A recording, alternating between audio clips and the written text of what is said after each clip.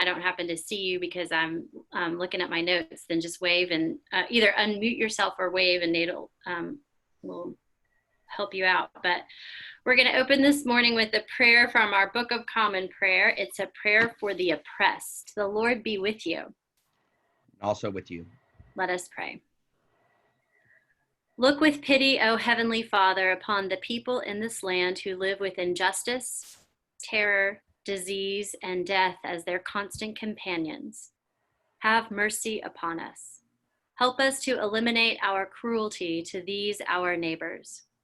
Strengthen those who spend their lives establishing equal protection of the law and equal opportunities for all. And grant that every one of us may enjoy a fair portion of the mercies of this land. Through Jesus Christ our Lord. Amen. All right. Well, I'm going to go. Oh, we've got a couple of things in the chat. I think that's Susan. Yay, Susan. We're glad you're on the call. So I'm going to share my screen and go to our slides. There we go. So this is our third and final week of leaning on Dr. Jennifer Harvey's book, Raising White Kids. And we are going to talk, last week we talked about what does a healthy white kid look like? Do we have to call it racism? And our bodies and racial scripts. And this week we're talking about how diversity is confusing. What does resistance look like?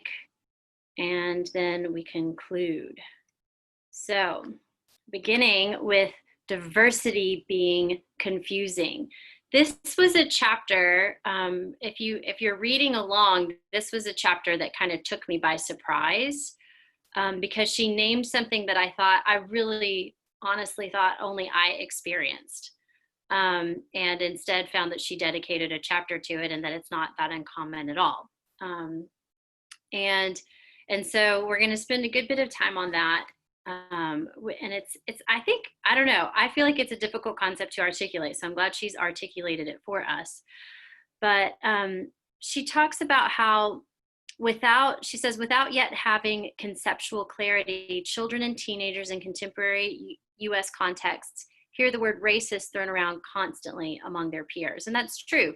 We use the word racist just like we use the word mean or angry or anything like that without fully weighing our words sometimes. And she talks about how white people can benefit from unjust systems even without intending to be racist, which is also true. This is where we talk about white privilege. And then yet we all do practice bias. That's just part of being created with flaws. It's just part of sin in the world, is that we all practice bias, whether it's around race or age or sex or how able a person is. And we do receive racist messages just in socialization. And we talked about this last week about how we are both individuals and part of larger racial scripts. And so it's all around us. So she says we need to support kids in working through concepts related to race so that they are more prepared when they encounter race and racism talk among their peers. Enabling our kids to develop clarity is one way to cultivate their resilience in the face of racially challenging environments and a whole lot of race talk in the public square that frankly isn't very good or particularly well informed. So here again, going back to this idea that they're gonna hear it. Our kids are gonna hear talk about race, and we want them to be equipped to have those conversations rather than just to have those conversations happen to them without any kind of forethought on our part of trying to develop them in all the other ways we try to develop them, physically, emotionally, intellectually, all of that. And she asked the question, how does a young person begin to navigate the difficult puzzle of living in a hierarchy that unjustly privileges her because she's white, but wanting to be a good person? Raising healthy white children requires us to understand the anxieties these challenges evoke so we can both anticipate and respond to them in our parenting. So thinking about our young people, about how they realize that they start to come up against things like white privilege, and yet they didn't sign up for that. They didn't seek out this unfair advantage or anything like that. So how to help them negotiate the feelings around the fact that they are white and that they benefit from a hierarchy that exists in our society, and that doesn't make them inherently bad people, that they are, because they want to be good people. And so to help them kind of distance themselves from some of the things that are working against them. She says we need to talk to them about how they feel about being white and what it does or does not have to do with being racist. And even about how confusing diversity can be for them given their whiteness. Because even though race is a social construct, it is a construction with real and actual consequences. So just how sometimes we can talk about how what is perceived is real. So there might be something that is not true about you, but it's perceived as true. And so it becomes real, even if it's untrue, in how people interact with you. That is true, that race is a social construct. It's not, in some ways it's imaginary. It's not, it's something that exists because of thoughts in the world. And yet, even though that's all it is, it has very real and an experience and true consequences. So she gives this example of a woman named Mary Buchholz. I don't know if that's how you pronounce her last name. It's Bucholtz, who was doing research in the 1990s at a really racially diverse school in California. And she interviewed students throughout this high school, and she would ask kids questions about how they identify with their age, grade, sex, just your standard, like answering a survey questions. But whenever she got to the question about race, what their race was, she found that the white kids would hesitate, or either hesitate in answering or make a silly kind of answer, not because they didn't know the answer, but as a demonstration of their awareness about how problematic it is to embody an identity marked white in a white racial hierarchy. So she said students are afraid that if they admit they are white without in the same moment demonstrating some reluctance about being white, or without distancing themselves from white identity, that is, by mocking whiteness or vaguely evading the question, they might be seen as endorsing racism. They're trying to generate distance between who they are as people and who are white, and the widespread cultural recognition of racism as a white thing.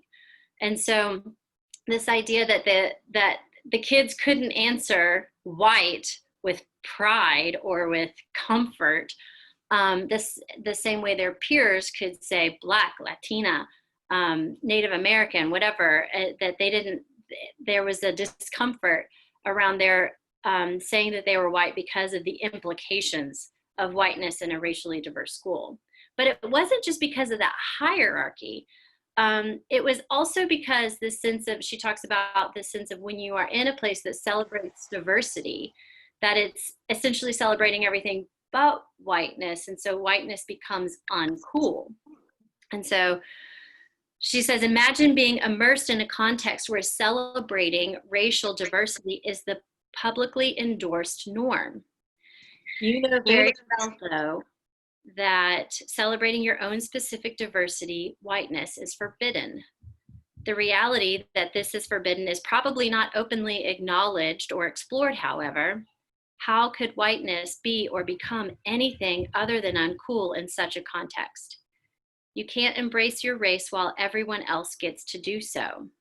You can't participate positively and make a contribution to racial diversity. Meanwhile, you're supposed to simultaneously love engaging your much cooler peers across lines of difference. Does this make sense, or is this enough of a, should I read that again?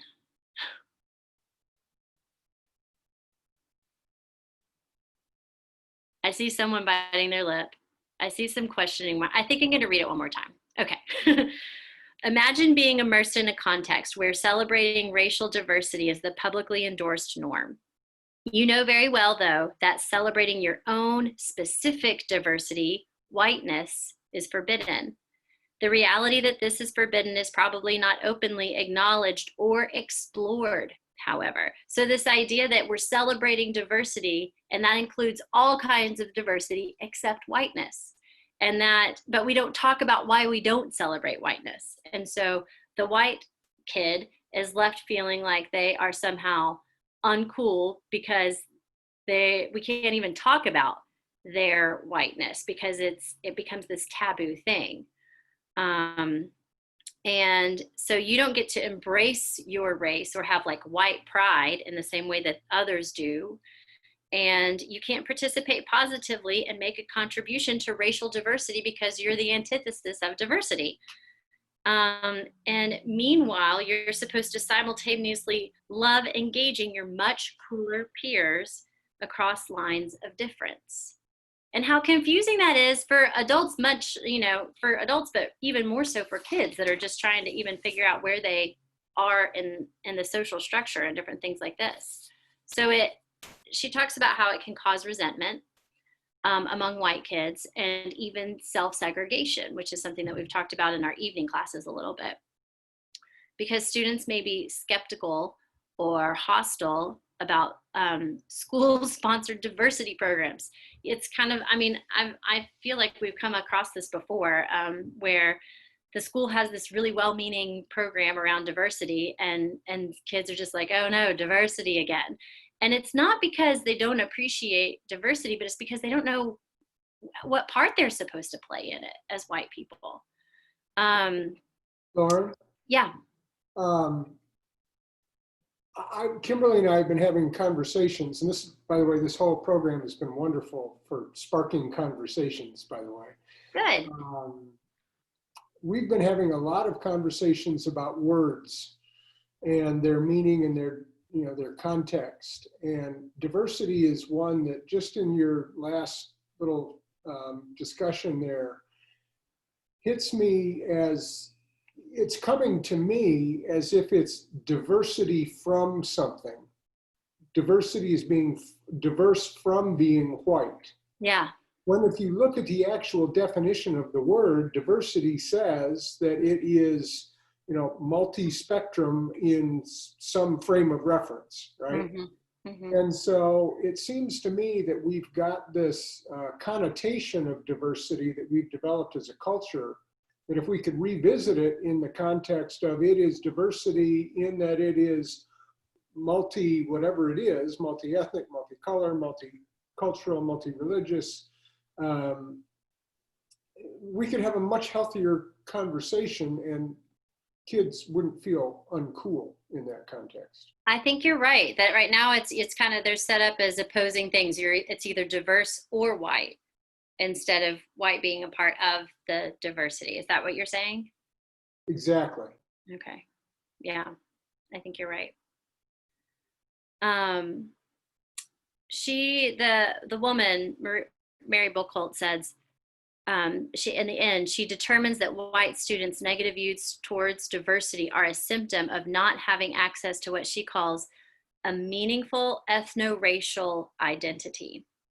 In other words, white students don't have an embraceable, positive, meaningful racial identity in context where everyone else gets to have one.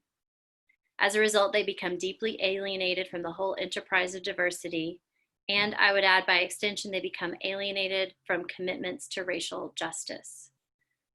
And I think back on my experience in high school and college of living in different countries and feeling like I was much more ethnic than I actually was, or how I knew people would perceive me.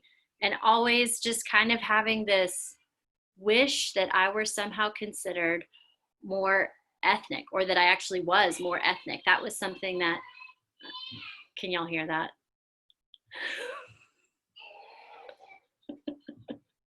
Come This to is class. we've got 4 kids and 6 adults in this house, so it's bound to be noisy sometimes.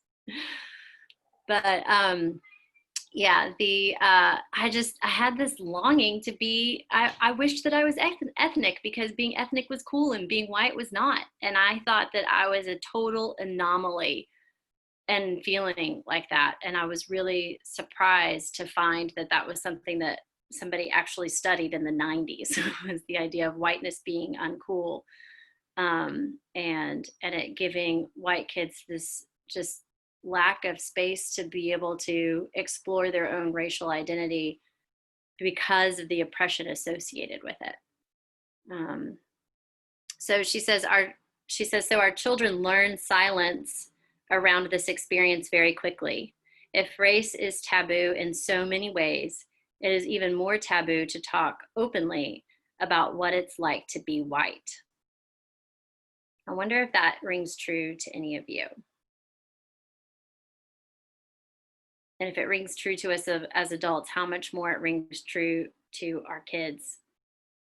It sounds to me a little bit like the analogy of a fish being in the water. A fish doesn't know what water is. Mm-hmm. It's just how they exist.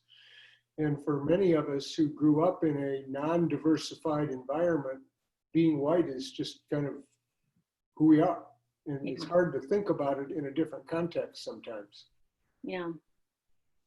Yeah, a couple of comments on that. I read that book, Waking Up White, Mm-hmm. and it talked about how different white people will say, I was just normal. They didn't identify with any kind of race at all.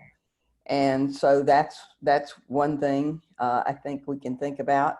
But the other thing that I guess I get concerned about is the defensiveness that can come whenever the discussions are held. And I don't know what Westminster's going to do this fall. I know they're working really hard to try to come up with ways on all levels to have more discussions. But I'm hoping that however they do it, it will not end up being something that will cause the kids to feel alienated. And then the final thing is that one of my friends talks about every time a person of color, she's a person of color, begins to talk about race, white people either sound defensive or start using the Karen thing of the tears and so forth. I didn't do anything. And so there is a lot of confusion around it. And I think what you just said, Buzz, is really important for us to hopefully have a goal of ultimately getting to that way. Yeah, it's one of the reasons why Nate and Lisa and I are so committed to wanting to empower our youth and children, Sunday school teachers and advisors to be able to have these conversations, because I think that it is so hard to do it in a way that doesn't shut down our kids and shut down conversation. That we don't want race to be taboo. We also don't want whiteness to be taboo. White is race, and making a safe space for all of those kinds of brave conversations doesn't happen by accident. And we've definitely in the church and in our schools and in our business places done it wrong before, and we're probably getting it wrong in this class right now, but we have to keep working towards doing it better, and so we just have to be I think just this topic of sort of the defensiveness, like I have seen it even in different workplaces, when they start to implement the diversity and inclusion Slack channel, or they hire the diversity and inclusion person, and it's almost like the eye roll because they're, we're checking the box. But I think she called it out. It's just that not having a place, not knowing how to participate, not being able to talk about it because we've not been able to talk about it. Whiteness. This I think chapter, maybe it was just really enlightening for me for that reason, because I see it in kids as they start to become teenagers and start to embrace their whiteness. It almost becomes like, well, I have to be like pro this now because I can't be anything else. So now I hate diversity because it's like, it's this thing that's been like put upon me that I have to do. Yeah, and a thing that you're going to fail at because it's like there's no room for whiteness and diversity because whiteness has been oppressive, and that's just it's true, and yet it's not the reality we want to live. We want to continue to live in. It's hard to make progress when the starting point is you feel like you've been cast as the enemy. Mm-hmm.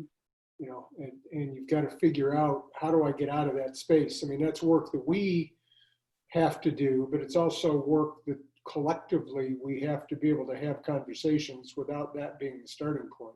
Right. Yeah. So she talks about, I mean, it's the same thing she says throughout the book, that we have to be explicit. And so that we can try to create a gap between our kids as white kids and between the racist systems that exist, which of course is easier said than done. So let's see. I mean, the question is how.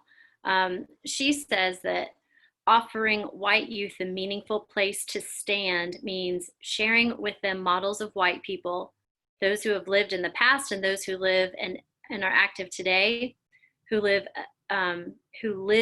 agency against racism. So whose lives are constantly demonstrating agency against racism. And that such a commitment doesn't mean shifting the focus away from people of color or downplaying the painful history of white complicity with racism. It means recognizing that white children desperately need examples of people who have created a gap between who they were and are as selves and the systems of white supremacy in which they lived and live.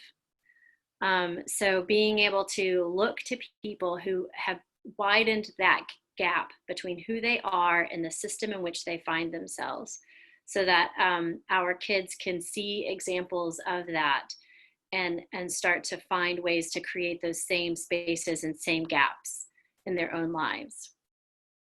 And she gives some examples of people to look to. I think of Jonathan Daniels being a good Episcopalian, of course, but there are many. She says that action is a critical antidote to the kind of white despair that emerges from having your identity conflated with oppressor, which is similar to what we've talked about in previous weeks about how we can get to the stage of white guilt, and that the way past that is to have some agency and to act rather than just getting in a stuck place. And that despair not only harms white children, but which it turns into resentment of diversity or of people of color, and sometimes into appropriation of people of color's cultures when white youth try to fill the uncool void. And I can definitely think of peers of mine in high school who took on other people's cultures in not a healthy way in order to try to be cooler than they felt like they could be just being themselves. And she says that this helps build their sense of selfhood and anti-racist skills. So it's two things are going on at once. It's helping them to develop as anti-racist human beings and really understand who they are as individuals and develop their selfhood at the same time. And that living and experiencing agency mitigates the experience of being white as being sentenced to a permanent state of uncoolness at best and racism at worst. And I don't know, for whatever reason, I just appreciated the fact that here she is writing about things in both a personal and academic way, but uses the word uncool like it is like an official designation or diagnosis or something like that. A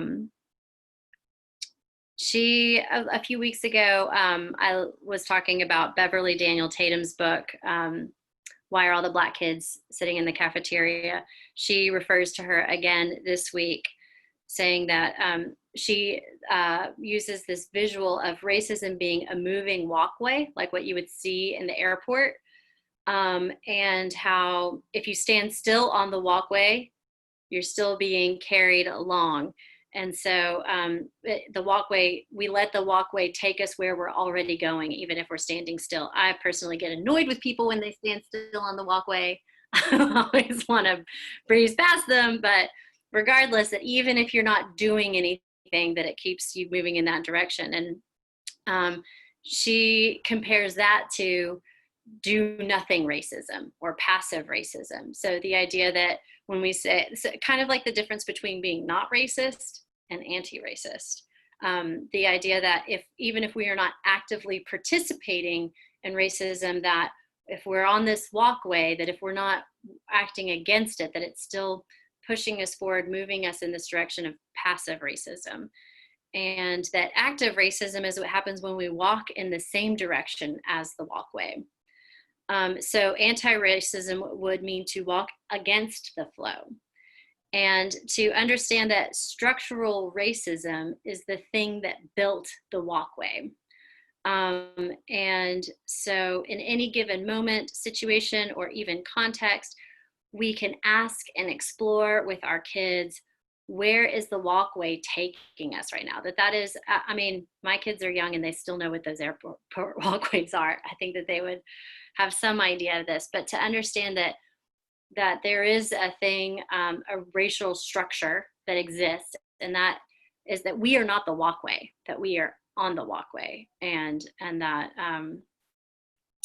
and that the structural racism is the thing that built the walkway, and that in order to not keep moving along in that racist direction, we have to somehow work against the thing that we find ourselves on. I thought that was a helpful visual. And then she talks, another helpful visual, I didn't put it in the slides because I'm hoping it's one that everybody has seen before, the difference between equality and equity. Have you seen this, where you've got the three kids, or I think they're kids, they could be adults, trying to look at the baseball game over the fence.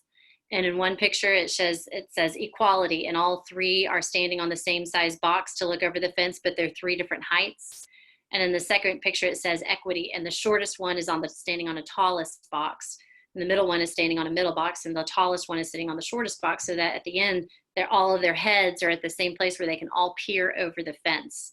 And so that difference between everybody getting the same size box but not getting the same view, versus everybody getting a different size box but getting the same view. The difference between equity and equality. And I think those visuals are, I think that's one that would speak to kids as well. If you haven't seen it yet, just peruse Facebook. I'm sure it'll pop up in your feed any minute. She says that continuing to show up for and be with our kids as parents and caretakers, or to courageously teach white kids as educators, combined with daily self-reminders that we don't have to have all the answers, but just need to continue to ask good questions and find good resources, will go a long way in cultivating our kids' persistence as well. So this idea that in order to teach persistence, we have to be persistent ourselves. And that when our kids see us being persistent, that's one of the things that's really going to teach them more than even our words can. So that's chapter 6, talking about diversity being confusing. And then in chapter 7, she talks about, what does resistance look like? And I'm really glad that we've got quite a few educators on the call today, because one of the things that she highlights in this is the importance of partnering with our teachers in this work. She says, at the end of the day, what resistance looks like still remains up to each of us to envision, create, and live out as best we can. And I really appreciate the fact that her idea, that she doesn't prescribe an idea of resistance, that she doesn't say this is what it looks like, because it's going to look different for me, then it's going to look for Nate, then it's going to look for Kimberly, then it's going to look for Buzz, then it's going to look for Nancy. Like, resistance is going to look different for each of us. And so how we show our kids resistance is also going to look different. She gives an example of what it looks like in her family. And I was going to just flip to that part of the book and read a couple of excerpts from there. So she talks about a time in 2016 where within a period of 2 weeks, several Black men were shot and killed by police in Tulsa, Oklahoma, Charlotte, North Carolina. There were protests erupting.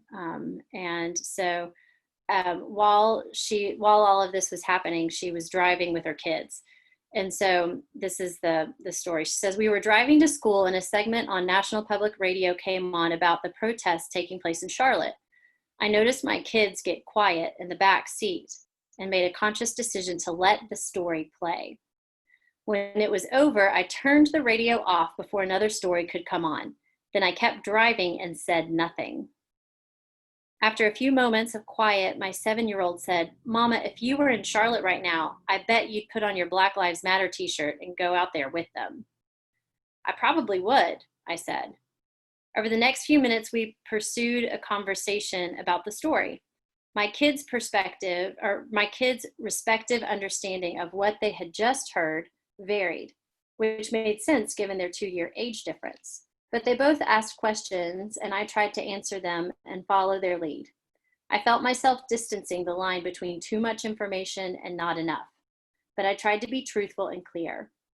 I explained that once again, in 2 different places in the country, police officers had killed Black people. I said that people all over the country, but especially African Americans, were very angry. At some point in this conversation, my daughter, who I think it's her daughter, E, who was 5 at the time, asked me, Mama, some police officers are safe, aren't they? Yes, I said, some police officers are safe, but some police keep killing Black people. People are protesting because they want that to stop. Nobody should have to be afraid of the police. Actually, even the police officers who are safe should be trying to make this stop. Is this kind of like what happened to T, who's their cousin who's Black, at school with the Doritos? She asked, yes, this is happening because of racism. And it's helpful. We talked about this Doritos incident last week. It's helpful that her child was able to, at age 5, make this connection between what was happening in this story on NPR and what was happening in this national, unsettled,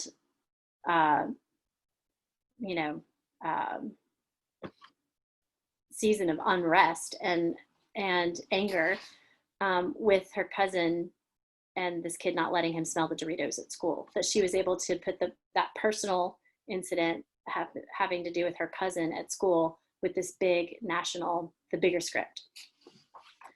And later on, the Jennifer, some people at the school where she was teaching, the university where she was teaching, decided to organize a protest. And she decided that she was going to show up, and she was debating whether or not to bring her kids. So she said to her kids, girls, my students are organizing a protest. Remember when they talked about the men who were killed by police? My students are standing together protesting, making it clear they want this to stop. I'm going, and I'll take you if you want to go. Both of them said, yes, we want to go. Can we make signs? Sure, I said. What are your signs going to say? In unison, they responded, Black Lives Matter. And so then later she walks downstairs where her kids are making the signs to tell them that it's time to go. And she says, upon entering the playroom where they were working and seeing where they were working, she saw her 7-year-old sign and caught her breath. Her gorgeous, colorful sign said this, and it was slightly spelled wrong, but Black Lives Matter. They matter the same as white. Stop killing them. Then below all of this script, she had written the names of the people in her life that she loves. Her sign listed them out this way. People that are Black are T, her cousin, her A, her other cousin, and Toby, her aunt. And so this idea that they were able to take this bigger story that was happening in their world and make it personal. And that the idea that gave them the space to be able to process what was going on in both the individual script and the big script at the same time. So this is an example where Jennifer is a person who feels like this is a space that she can show her children how to, what it looks like to envision, create, and live out anti-racism. This is her experience of being able to do that. It's not going to be everybody's, but it's hers. And that this is how she can show her kids what resistance looks like. She says the most truthful questions about raising white kids aren't so much about how we best watch, wait, measure, and second guess our attempts to teach them about justice and how we work for liberation and freedom. The real questions aren't practical how-to ones. They're not about doing it exactly right. The real and most truthful questions, I think, are what our children are going to teach us if we allow ourselves to be vulnerable enough to make it possible for them to do so. And what might they teach us if we then slow down and listen to them when they try? She felt like she learned from her kids in the moment where she walked downstairs and saw what they were writing on their signs and realized how much information they had been taking in and realized how much they were being affected by the way their cousins who are Black are being treated. And so in that moment, by being vulnerable enough to take the risk to let her kids make their own signs and show up to this protest, that she was taught by her children in that moment by being able to see where they really were. And she says it's deeply necessary that we let our children's hearts get broken a bit if they are going to remain able to recognize the humanity of their fellow humans whose lives are at stake in the system we live in. And that's hard, right? Nobody wants their children's hearts to be broken, but she says it's necessary that we let our children's heart get broken a bit. And that it's necessary if they are going to grow any rooted sense of themselves as part of a larger multiracial community of people to whom they are committed, and with and for whom they must speak out and act. What I'm getting at is creating space for our kids to move into their own deeply embodied relationships with injustice, as risky as that may feel. We need to create space for them to literally feel injustice and feel, touch, and ache from its real costs, which is very different from just learning about diversity in school. That doesn't give us the space to feel injustice in this, when we do these things that are kind of checking the box, in the same way as being able to have a personal connection to the ways that racial injustice affects the people that we care about. And that when we can start to feel our hearts break a little bit, that's where it becomes more than just a notion or a statistic or, or an idea, something that's just going on in our heads, but really becomes something that's in our hearts. And that's where real change occurs, real transformation occurs. When our hearts are transformed, that's when our world is transformed. But I still ask, yikes, how do we feel about that? How do we feel about willingly allowing our kids' hearts to break a little so that they can feel injustice?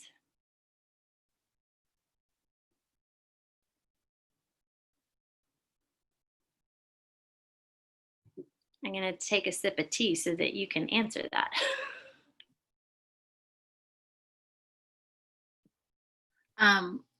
Lauren, I think it's harder with your own kids. As a kindergarten teacher, it's a little bit easier to experiment and do it with other people's kids. So I think about conversations where we've talked about race and we've talked about sort of the civil rights movement with 5-year-olds. Some of them are 6. And the realization they come to when they look at a peer who is Black, and they'll look at you and they'll say, so I couldn't have gone to school with him or her. Yeah. And you can see the heartache in their face. So I think, and it's hard and it's uncomfortable because then you also want to protect the Black child and make sure they don't feel the same discomfort, but it's sort of like, you just kind of have to live it and breathe through it. And so there are times, I've taught longer than I've been a parent. So there are times I have to remind myself, it's okay, I'm going to screw up, we're all going to along the way. I've screwed up with my students before, and luckily I have administrators backing me.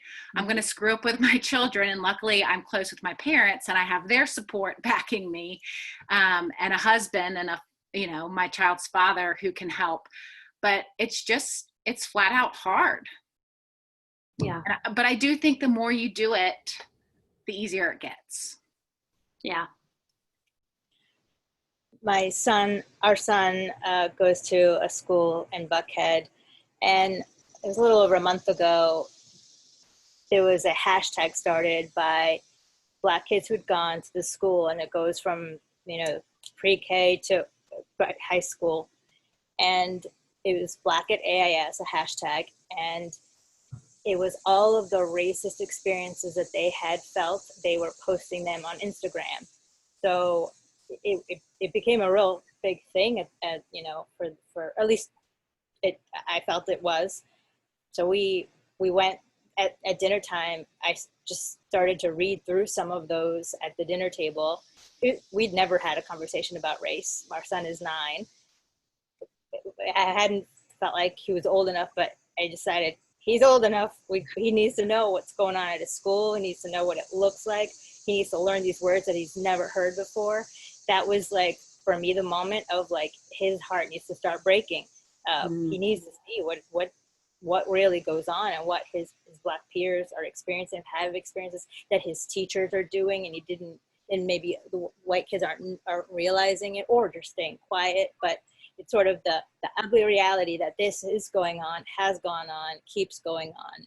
And what do we do about it? But at least just like the awareness was like the first step for us, just kind of facing it. How was that experience for you, and how was it for him? Well, I think I started to get a little like heated as I would read them. And my son at one point said, "Mom, it sounds like you're yelling at me," which was not my intent, but I was just kind of angry on their behalf as I was reading them off. And I'm staring at my little boy that looks white and with blue eyes, and I think I was sort of projecting. So I reined it back, obviously, but that was good for me to know. Like, okay, I need to tone it down a notch. Yeah. It's emotional stuff. Yeah. It is. And it's important. I think it's important for our kids to see us get emotional about it, because it gives them permission to get emotional about it too. Yeah, I think the two key pieces for me are the understanding of what, in my sense, what felt experiences and the value that those have in changing our posture and helping us lean into that vulnerability, but also really kind of manifesting the learning in a sense in deep and real ways. And I think that is just a huge piece of what I think she's talking about. And I just appreciative that she's kind of naming that. The other piece is that, and one of the things that I continue to kind of say, I use the example in our confirmation classes, is that if you do not deem this as important, your children will not deem this as important. Yeah. And that it's a way for me to hopefully get some buy-in from them in the context of confirmation, and how that can be a powerful journey for the family, right? Not just that kid. It's not just dropping your kid off and saying, let me outsource the spiritual development of my child to you, so I don't have to talk about what Jesus means to me, right? In the same context, that's what I think where we can get to a point here where this has got to be a family discussion, but the parents have to deem this as important for it to be even to even start that discussion. So Yeah. All right. Well, she says that in a world where human beings are suffering from human-caused injustice and violence, the humanity of even the youngest of our children is directly tied to their ability to identify with that suffering. And our children also need to explicitly come to understand that same truth. It's understandable that we want to protect our kids, but if we confuse finding age-appropriate ways to tell the truth about racial harm with overly insulating them, if we are too cautious because we are afraid it's just too much, if we withhold or sugarcoat truth because we don't want to cause them suffering, we withhold the very things they need to participate in deeper and more truthful ways of living. Indeed, we withhold the very things they most need to retain their humanity. And I think that that's a very helpful truth to be thinking about. Like, when we're talking about humanity, we want our children to be good human beings, and that means feeling things. That's how we are created as humans, is to be empathetic and to feel things. And as much as we want to save our kids from feelings, that would make them little robots. And if we want our kids to be human, that we need to give them the space to feel those feelings that we sometimes wish we could protect them from. So in this space, she starts warning about the teaching of one-dimensional history. And this is where we get to where different ways that we can really try to partner with our schools. And because sometimes that's what happens. I can say that I won't give that example because I won't throw this particular. There's a preschool that we all love that has a very offensive, I think, Thanksgiving Day play. And it's just, I'm really hopeful that COVID-19 will be the opportunity to flip the script on that particular play because it's been in existence a little too long. And so there are these one-dimensional history lessons that we just don't push against because it's, it's what we got when we were growing up, and, and we don't want to, teach our kids to be skeptical about everything that they hear. And yet it's important that we, and also because we are celebrating good things that happened, right? But we celebrate them while ignoring the bad baggage that came with it. And so it's important that we do celebrate the good things in our history, but that we name the baggage instead of just glossing over it. That our ancestors did good things that we want to celebrate, and also did things we wish we could hide, but that hiding those things is hurtful.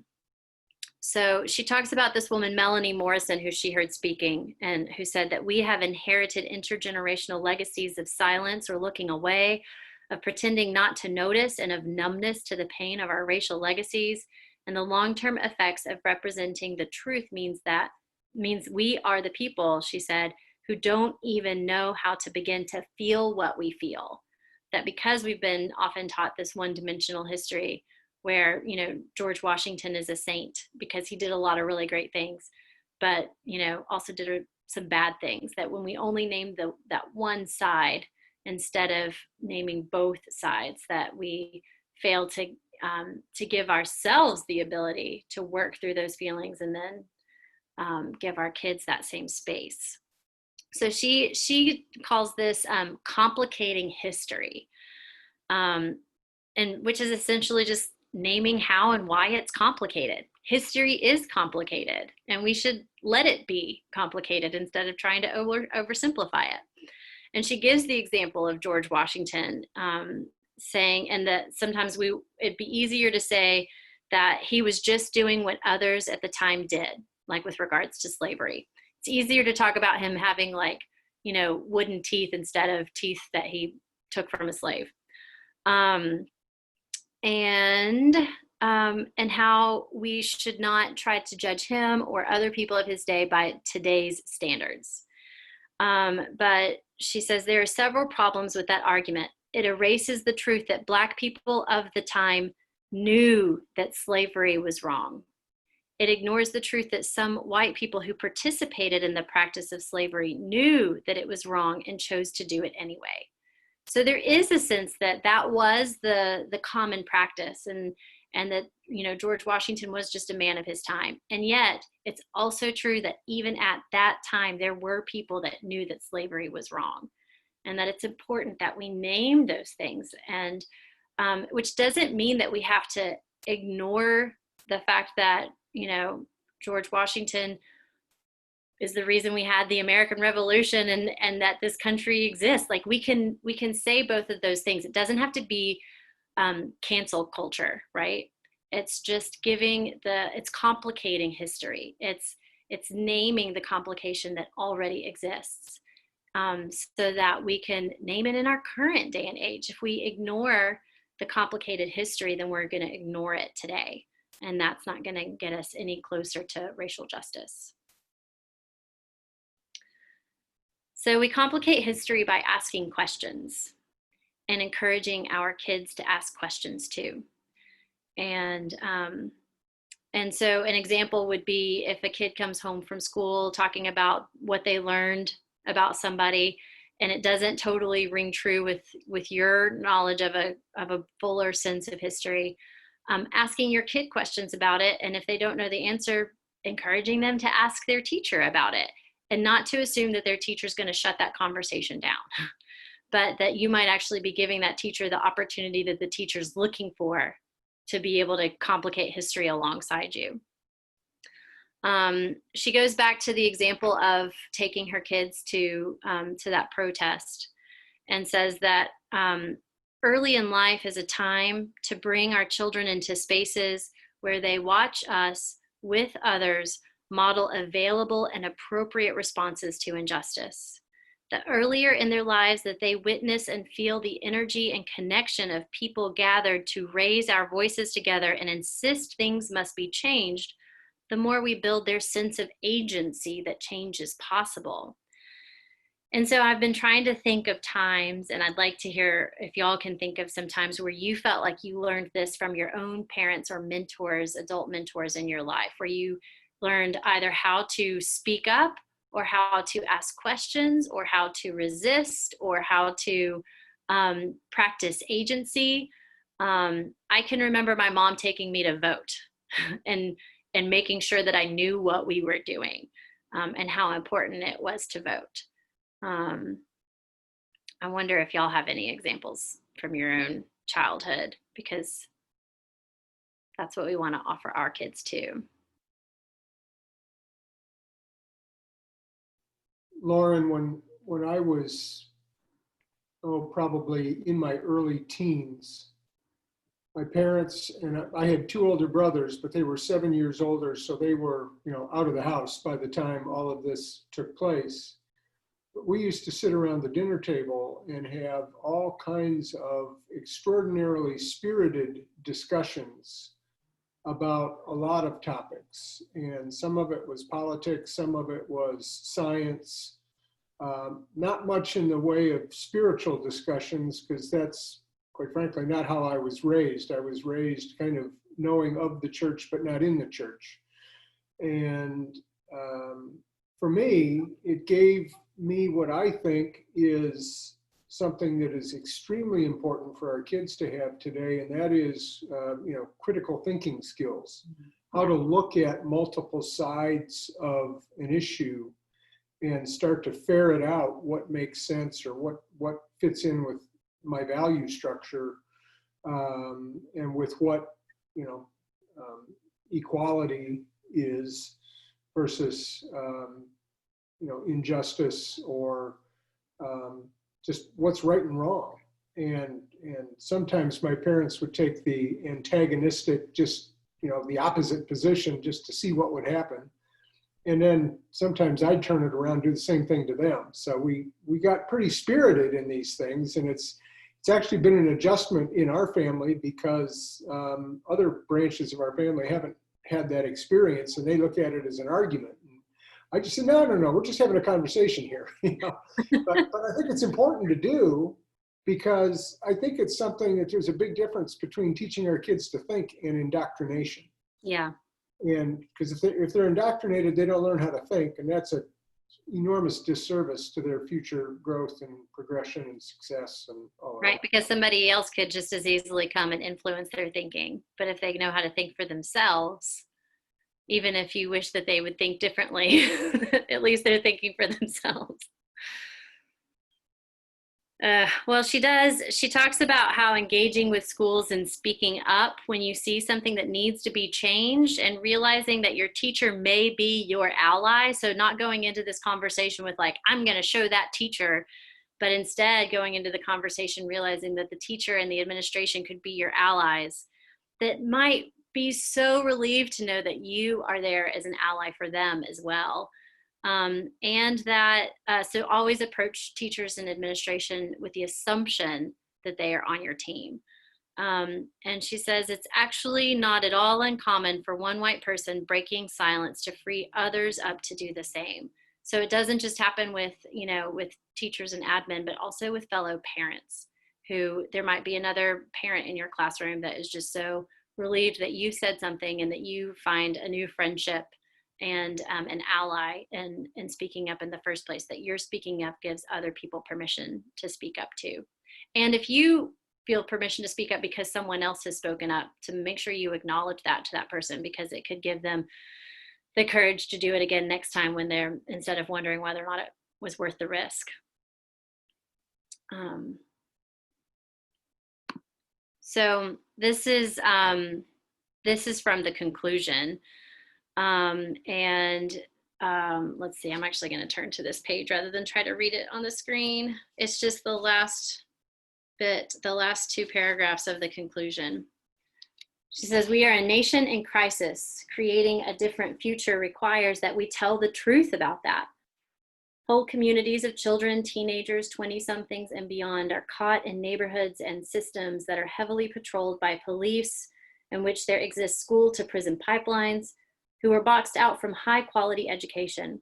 Larger scale social activism must be part of the mix for all white people. However, the various struggles we engage in and commitments we make, we can and must push back against the silence that pressures us to raise our white children to be good people and just hope for the best.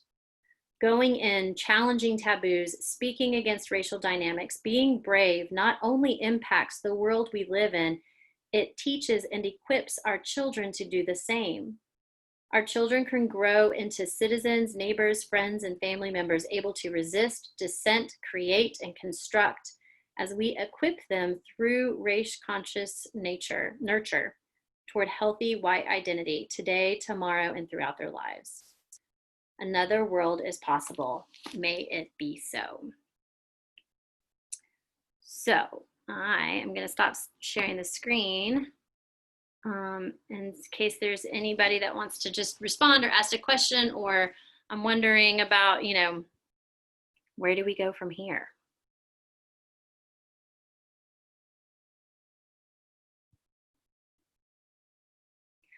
One of the things that she talks about is just the importance of people supporting one another. And so, I think that it's helpful for, this is one of the reasons why I could have just done the class in the morning and then redone it. And it just, had the recording for people that wanted to watch it later at night. But part of the purpose of doing it at night too is because it does give people the opportunity to connect with one another, to see who else, what the other faces are in the room, and to know where you can find people to bounce ideas off of, or just be a resource and a support as we all try to think creatively about how to engage justice more in our own space. I think it just comes down to starting small. So for me, I prefer to talk about this with close friends and family that have the same views as myself. And with everything going on, I'm learning how to speak up to family members first who have different views. I've had parents in the past who've come to me and said, gosh, I can't believe that we're really teaching kindergartners about this. Like, my kids did not see color before y'all had that conversation. And that feels really scary, because I feel like I immediately entered a defense mode, and they're kind of coming from a defense mode. And if you can just find an in with them. I'm thinking of one parent in particular who had two girls, they were twins, and she was all about teaching proper female anatomy, to the point where we had to have discussions in our classroom about some of this. And so I explained to her, if you can just find something to sort of help them hook some of this onto, well, just like you feel this is really important that the girls learn this, we actually know best practices and research. Your girls have been seeing color for years. Mhm. And we do have to talk about it.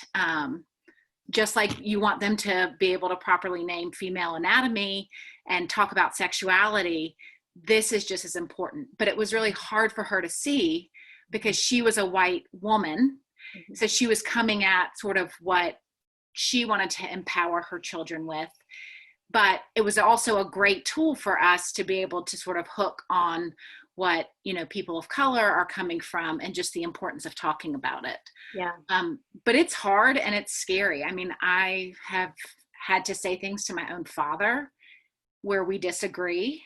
And, you know, we still love each other, but we're going to disagree on some of this. And I've had to say things to my father-in-law, which was really scary, because he worked in politics for Jimmy Carter and doesn't think of himself as a racist at all. But just sort of bringing an awareness of, you know, it's different when your own child's in the room. And even though my child doesn't understand at this point, at some point he's going to pick up on what Mhm. other people are saying. So I think it's just starting small and slowly building from there. Because like she says, resistance looks different for everyone. Mhm. And the more we practice, the easier it gets. So finding the safe spaces to practice so that we can put ourselves out there in the riskier spaces when it's time.